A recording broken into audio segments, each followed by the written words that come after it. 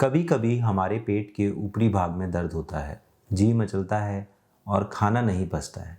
ऐसी सूरत में जब हम डॉक्टर के पास जाते हैं और वो सोनोग्राफी कराता है तो पता चलता है कि पित्त की थैली में पथरी है। तो नमस्कार दोस्तों, मेरा नाम है डॉक्टर सौरभ अग्रवाल। मैं लैप्रोस्कोपिक और लेज़र सर्जन हूँ। आज हम बात करेंगे पित्त की थैली में पथरी। पित्त की थैली में पथरी सामान्यतः किन कारणों से होती है, इस बारे में, और इससे कैसे बचा जा सकता है और इसके लिए क्या करना होता है।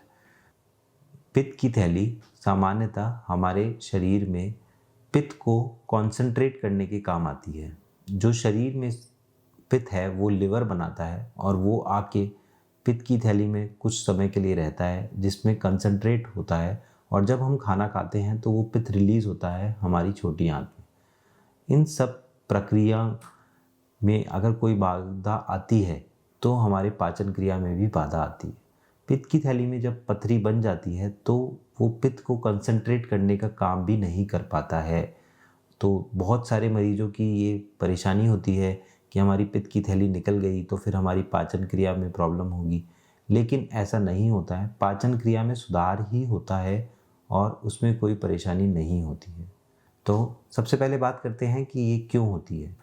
तो दोस्तों, जो लोग ज़्यादा चर्बी युक्त खाना खाते हैं, फीमेल्स के अंदर, फर्टाइल फीमेल्स के अंदर और फैटी पेशेंट्स में इसका प्रचलन ज़्यादा है। लेकिन कुछ लोगों को ये जन्मजात भी होती है और खून की वजह से भी हो सकती है।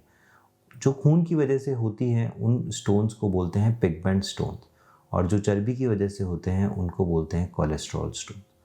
कुछ मरीजों में दोनों तरीके के स्टोन्स भी पाए जाते हैं, जिनको मिक्स्ड स्टोन्स बोलते हैं। तो दोस्तों, ये जो पथरी है, इससे होता क्या है? इससे होता है कि हमारा जो पित्त है वो सही तरीके से आंतों में नहीं पहुंच पाता, और उसी वजह से खाने का नहीं पचना और पेट में दर्द का होना होता है।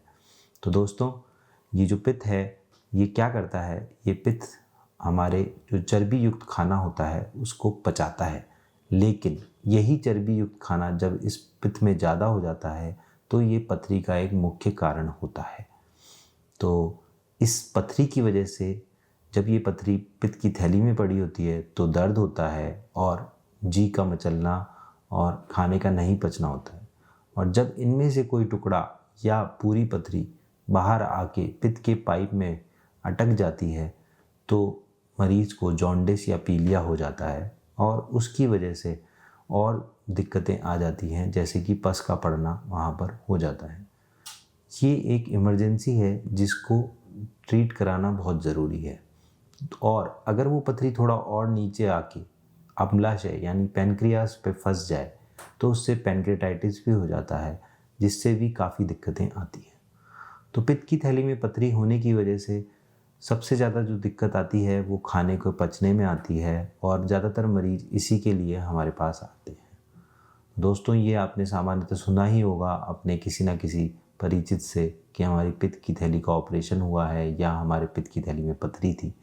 तो दोस्तों, मैं ये बताना चाहूँगा कि पित्त की थैली में पथरी के लिए ऑपरेशन लेज़र के द्वारा और ओपन तकनीक के द्वारा होता है। जो ओपन वाला मेथड है वो आजकल ऑब्सोल्यूट हो गया है, बहुत ही कम लोग उसमें जाते हैं, और ज़्यादातर लोग लेज़र वाला मतलब लेप्रोस्कोपिक ऑपरेशन कराते हैं।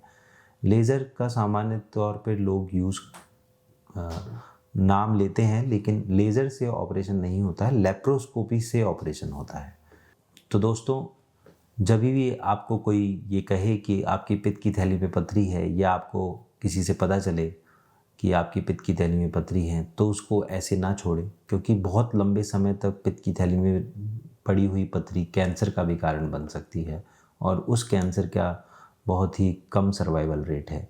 तो इसलिए जब भी आपको ऐसा पता चले तो उसका जल्द से जल्द इलाज कराएं और उसको निकलवाएं। धन्यवाद। अगर आपको इस, या आपके रिलेटिव को, या आपके दोस्त को ये वीडियो किसी भी तरीके से फ़ायदा पहुंचाया है तो इसको लाइक कीजिए और हमारे चैनल को सब्सक्राइब कीजिए। Thank you.